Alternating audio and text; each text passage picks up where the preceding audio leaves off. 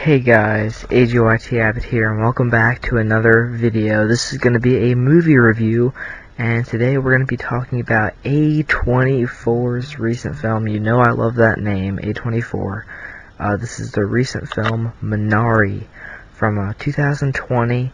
I didn't get to see it till this year, so it won't be on my ranking for 2020, but it will be on a separate video where I go into maybe 10 or even 15 movies that I didn't get to in 2020 that I am now watching, and I'll rank them. But Minari is a story, it stars Steven Yeun, and a whole bunch of other great actors that I really don't want to butcher their names right now.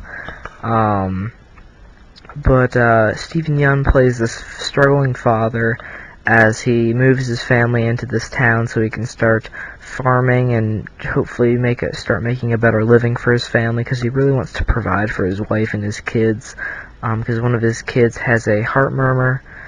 I believe that's what it was. Yeah, heart murmur. And he's struggling to get this farm going. And then there's other things arising as the grandma joins the family. There's medical problems with the kid, of course. There's water shortages. They don't exactly know if they can pay for everything. The wife is becoming unhappy with the marriage, of course, because of the decision to move here. It's all sorts of very big problems that they have to deal with in this film. And we're going to talk about it. So if you have not seen Minari, I suggest that you click off of this video and go find it, watch it somehow. I'm not familiar how you can actually view it unless you have like theaters, or unless you have a handy dandy app on your Xbox that just lets you watch any movie. I didn't bootleg it or nothing like that, but I mean, it's not like theater quality. I mean, anyway, enough about that. Yeah, Minari. I absolutely loved this film. I think it's Oscar worthy. The emotions that are played into this, the performances, the setting, the tone, the music, the overall, just the overall feel of the film is very old-timey, because this is like in the 80s, I believe, the 70s or 80s. And yeah, they moved to this house. It's not nothing grand, but it's a house nonetheless, and the wife isn't exactly happy with their decision to move. And the kids aren't either, because their grandma is gonna have to move in with them. The grandma has some great moments in there. There's a moment where the grandma is literally talking about the young boy's dick not working. It's broken. Like, what? I mean, it's no less what I would expect from a A24 film, that's for sure. Because A24s are just natural for giving us that randomness we crave from their films nowadays. But hands down, my favorite performance was Steven Yeun as the father. Jacob, I believe, was his name. David is the young boy. He was fantastic as well. But yeah, Steven Yeun as Jacob, he absolutely killed it. Basically, he's just he's a struggling man, trying to make do for his family. He doesn't know if what he's doing is enough. This farm, he's very much persistent about getting this farm up and going. He gets Will Patton actually to to help him, because Will Patton's in this film, and he's just very strange. If you're not familiar with Will Patton, he was in a few movies you may have seen. Armageddon, with Bruce Willis, and Remember the Titans, and he was in Halloween 2018. He's also set to be in the Forever Purge for this year, but we'll see how that turns out. But yeah, he gets a helper, but you know their normal job is looking at like chicks and determining what their gender is. And you know Stephen Young's character is tired of that. He makes that very clear in the several disagreements and some argument scenes that he has with his wife. Very emotional, very awesome acting on their parts for those scenes, of course.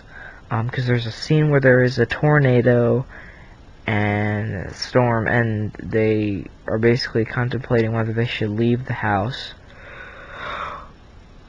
or not. Sorry. And Jacob is like, we should stay here and wait for the news, and then the wife is very much disagreeing with him, and he gets tired of just her nagging and her disapproving of the house and this farm that he's taking on. So he gets kind of pissed. But you know, they resolve it. In the end, they actually decide to divorce. But I mean, I'm sure after the film they didn't, because as soon as they decide that it's over, they get back to their house because the grandma has a stroke and she's left at the house and she's doing these chores and she lights this trash on fire, but the trash accidentally gets knocked over a little bit and the fire spreads to the grass and the grass gets to the barn, and soon the entire barn with the farm goods that Jacob's been producing the entire film and it all gets burnt down. But it turns out all right, you know. In the end, I think the main message of this film is, you know, you try really hard for what you want, but don't let it get in the way of you know what's really really important. Because Jacob is like trying his hardest to get this farm to work. And meanwhile, he's missing all these different things that are happening in his kid's life, you know. And his wife, you know, she may not like her job, but I mean, it's earning money. And, you know, David is making friends. His daughter's making friends. The grandma, of course, with her medical problems. And, yeah, David with his heart murmur. But, you know, Jacob is 100% stern. He is focused on that farm the entire time. So I felt like that was a big message to, you know, you can strive for what you want, but I mean, don't let what you already have, you know, be set on the back burner, and you know, don't take those things for granted, just so you can get what you want instead of, you know, settling with what you already have.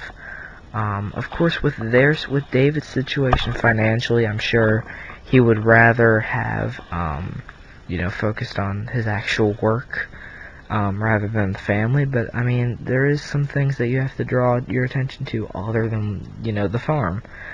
But it was a really powerful, moment. It was sad, but it was powerful when the grandma is like walking away from the house. She's very out of sorts from the stroke. And just the fact that she's old, she's walking away from the house, but the kids, you know, they manage to get her back, turned around, and it's a very sweet moment. As you know, at the beginning of the film, David does not want his grandma there. He says that she doesn't feel like a real grandma, or seem like one, that she wets herself all the time, and that she's just strange, and he doesn't enjoy her around, he doesn't want to be around her, he doesn't want her in his room. But by the end, he is closer to her than ever, because they plant something called Minari. Of course, that's where the title comes in for the film. And he kind of bonds with her through that, and just some of the joys of life, like making friends, watching his dad struggle with the farm, of course. But yeah, overall, just a really, really empowering film. My only drag for this one, is just that it can be slow. Sometimes, you know, the pacing can be a little bit awkward at moments. Like sometimes it'll be very slow, and then the next scene it'll be grandma is having a stroke, and then it'll go to talking and stuff like that. But a lot of films have that nowadays. But it's not as slow as First Cow. And I will say this, Minari, I believe if I check my ranking list right now, it's definitely close to breaking the top 10 of 2020. That is for sure. Yeah, it was it's within the top 20. I'll tell you that much. You'll see the rest of that on the 2020 ranking and then the other video. But yeah, other than that, that's all I'm really gonna touch on for now. I might do a ranking video for some of the A24 films once Saint Maud comes out, and I watch that because Saint Maud is coming out, I believe, in later this month, and then it is streaming or showing on the Epix channel in February. So I'm either gonna see it at the end of this month or the beginning of February, and then I will have seen that, and then I'm still waiting on The Green Knight.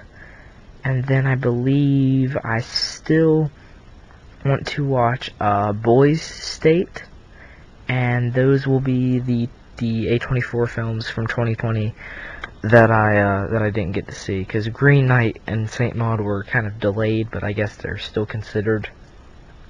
I don't know. No, I'm gonna consider them 2021. But anyway, I want to thank you all very much for watching. You guys seriously must check out Minari. It's definitely Oscar worthy in my book, like I said. And yeah, I'll see you guys in the next one. Take care. Bye bye.